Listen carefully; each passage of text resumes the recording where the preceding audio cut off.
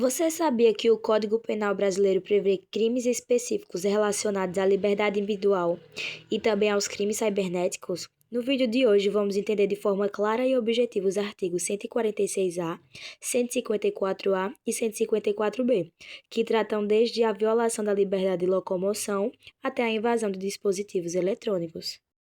Olá pessoal, me chamo Andrei e vou falar um pouco para vocês sobre o artigo 146-A do Código Penal Brasileiro, o qual trata do crime de bullying e cyberbullying. O caput desse artigo traz o seguinte texto: intimidar sistematicamente, individualmente ou em grupo, mediante violência física ou psicológica, uma ou mais pessoas, de modo intencional e repetitivo, sem motivação evidente, por meio de atos de intimidação, de humilhação ou de discriminação ou de ações verbais, morais, sexuais, sociais, psicológicas, físicas, materiais ou virtuais. Pena: multa, se a conduta não constituir crime mais grave.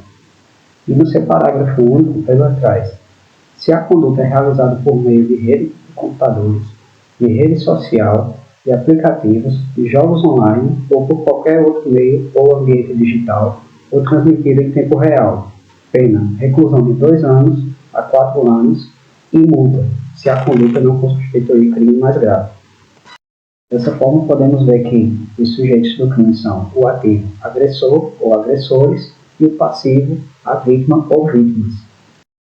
Os elementos que constituem esse crime são agir de forma sistemática e repetitivamente, em grupo ou sozinho, de modo intencional, precisa haver o dolo, mediante violência física ou psicológica, não é necessário haver motivo evidente, não precisa ter um objetivo claro, e ele pode ser praticado por meio de humilhação ou discriminação.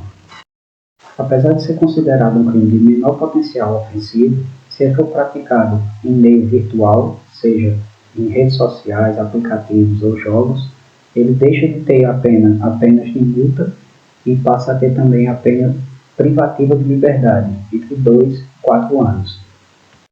Quanto à classificação do crime, trata-se de um crime habitual, porque ele precisa ser praticado repetitivamente, e também um crime de ação pública incondicionada, onde o Ministério Público pode iniciar uma ação mesmo sem a representação da vítima.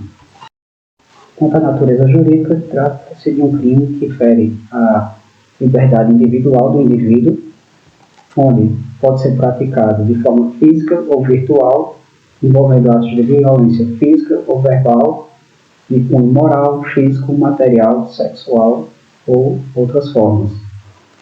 Lembra-se também que trata-se de um crime de caráter doloso, não existe o bullying de forma não intencional, você tem que ter a intenção de praticar o crime, e ele deve ocorrer de forma habitual, ou seja, ter um padrão. Fora isso, é a questão de que ele não precisa de um motivo para acontecer, Você não precisa de um objetivo final. E com isso, eu passo a palavra agora ao meu colega Felipe, que vai falar um pouco mais para vocês sobre esse artigo e trazer também alguns exemplos. O parágrafo único do artigo 146-A, ele atua como uma espécie de qualificadora do tipo, pois ele prevê uma pena mais gravosa para a intimidação sistemática que ocorre no meio virtual, seja ela por meio de redes sociais, aplicativos de mensagem, jogos online ou até transmissões ao vivo. Nesses casos, a pena prevista é de 2 a 4 anos de reclusão mais multa. A justificativa para essa pena mais severa do parágrafo único é de que a ofensa, quando cometida por meios virtuais, ela consegue ser muito maior, pois ela consegue se espalhar rapidamente por um número muito maior de pessoas. Outro ponto importante é a questão da subsidiariedade, que no caso do bullying resultar em um crime mais grave, exemplo, a lesão corporal ou até um induzimento ao suicídio, o autor ele responderá apenas pelo crime mais grave e não pelo bullying em si. Mesmo sendo um crime, ainda existem alguns benefícios possíveis. No caso de não haver violência ou ameaça direta, o autor pode caber a ele um acordo de não persecução penal, ou também pode haver a suspensão condicional da pena quando ela for aplicada no mínimo legal, e ainda pode caber também a substituição da pena por penas restritivas de direitos.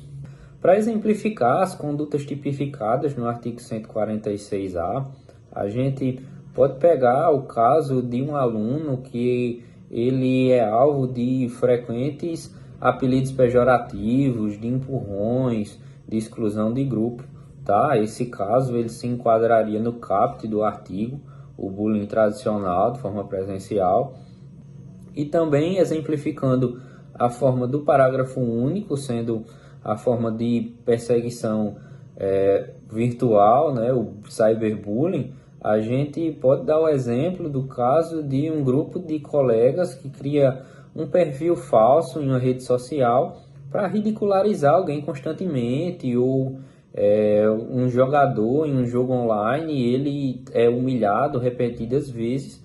Essas condutas se enquadrariam no parágrafo único do artigo 146-A. Em síntese, o artigo 146-A do Código Penal tipifica a intimidação sistemática como um crime doloso e habitual. No caso presencial, a pena ela é mais branda, sendo apenas de multa. Já no caso virtual, o cyberbullying, a pena é bem mais severa, podendo chegar a 4 anos de reclusão, além da multa. O grande objetivo do legislador foi proteger a liberdade e a dignidade das pessoas contra práticas de intimidação que se repetem ao longo do tempo. Bom, hoje vamos falar sobre o artigo 154-A do Código Penal, que trata sobre a invasão de dispositivos. Esse artigo foi inserido na lei que ficou conhecida como Lei Carolina Dickmann, a partir de um acontecido que vazaram fotos dela íntima. E a partir daí o Brasil passou a ter uma lei específica para punir esses tipos de crimes. O artigo 154-A diz que é crime invadir dispositivo informático de outra pessoa com o objetivo de obter, alterar ou destruir informações sem autorização ou instalar vírus. A pena é detenção de 3 meses a 1 ano, além de multa. Um dos pontos importantes desse artigo são as suas agravantes. A pena ela aumenta se os crimes envolver dados sigilosos, segredos comerciais, comunicações privadas, ou se o invasor divulgar ou vender essas informações. Também aumenta se for contra as autoridades públicas, como o presidente, o governador ou os prefeitos. A importância dessa lei é que esse artigo ele é importante porque ele protege a privacidade das pessoas, dá mais segurança nos ambientes digitais, como as redes sociais e etc.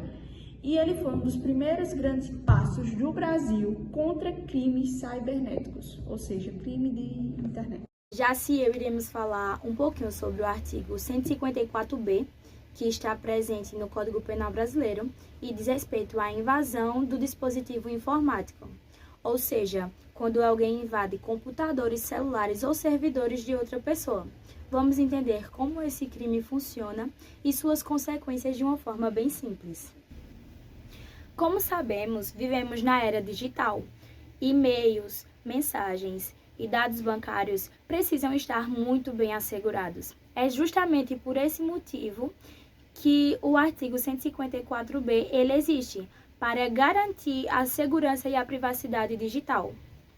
Em relação ao tipo penal, é preciso que o invasor tenha a intenção, ou seja, o dolo, e também que ele tenha noção que a sua ação ela é criminosa. Como, por exemplo, adulterar dados, apagar arquivos e instalar vulnerabilidades para obter vantagem ilícita. Já as condutas equiparadas, não é só invadir que é crime. Também é ilegal criar, vender ou distribuir softwares para a invasão. Mesmo que esse programa ele nunca seja usado, só o fato de criar, vender ou distribuir ele já é considerado crime. Já em relação às qualificadoras, o crime ele fica mais grave se houver obtenção de mensagens privadas, segredos comerciais, ou industriais, informações sigilosas da lei ou controle remoto do dispositivo. Ou seja, podemos perceber que quanto mais sensível for a informação, maior será a pena. Já os majorantes, a pena aumenta se o invasor divulgar os dados, vender ou negociar informações e passar essas informações adiante. Atenção! Se o alvo for autoridades, a pena ela sobe ainda mais. O crime ele pode ser classificado como formal e material. É formal quando só a invasão já basta. E material se houver a obtenção de conteúdo gerando um resultado concreto. E eu ressalto que a tentativa ela já é um crime, mesmo se não houver de fato a invasão, só de tentar já será considerado crime, pois o que basta é a potencialidade do dano.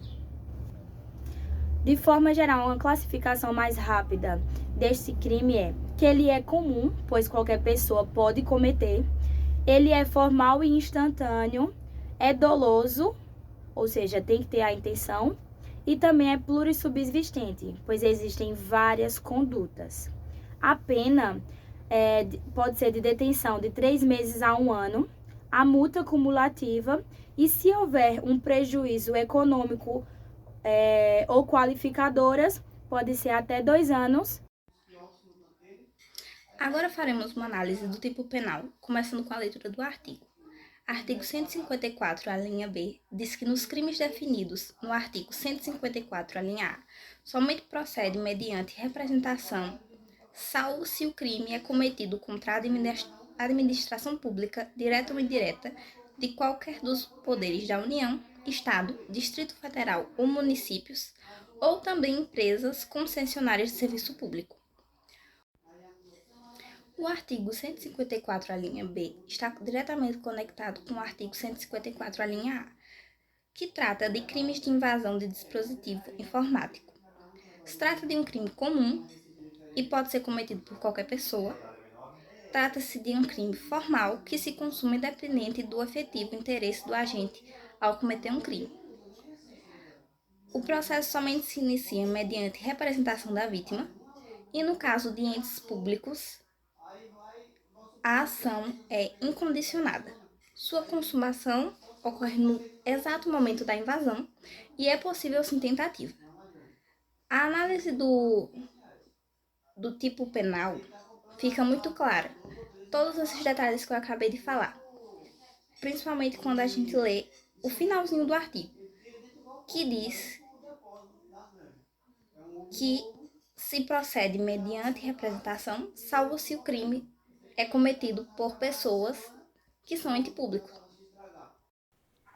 Perceba que o direito penal ele acompanha as transformações da sociedade, seja para proteger a nossa liberdade no dia a dia, ou seja para garantir segurança em um mundo cada vez mais conectado. Essas normas refletem a importância de equilibrar a vida em comunidade, combatendo práticas que ameaçam todo o convívio social quanto à privacidade individual.